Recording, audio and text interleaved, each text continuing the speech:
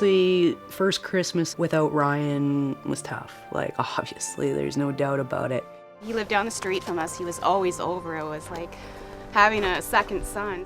We made a few plans for actually this summer coming up that we're not going to get now.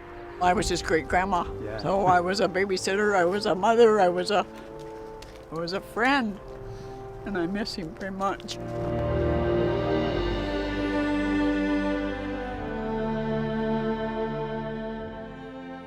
I first found out was about when he was a year old. So I ended up taking him to St. Thomas Emerge, and then they ended up keeping him for like 4 days in an oxygen tent. So that's basically when he first got diagnosed. Like he would come in and he'd have like he's breathing heavier than normal, right? So I'd ask him, you got your puffer on you? It looks like you might need a puff, you know? And he'd usually take a puff or two and seem fine.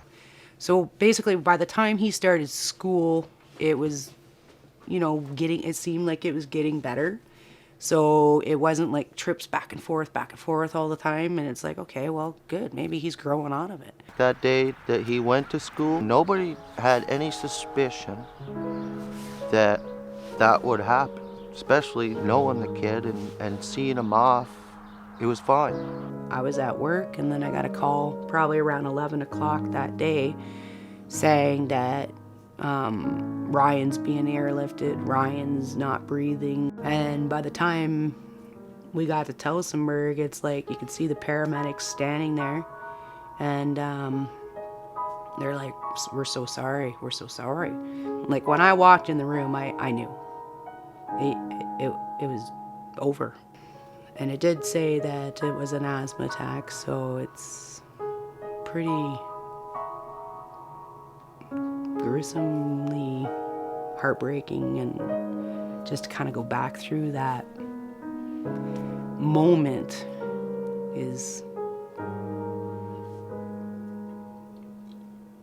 This is the tree that the school has dedicated to Ryan in memory of Ryan. And obviously it's an evergreen, so it kind of resembles like strength to me.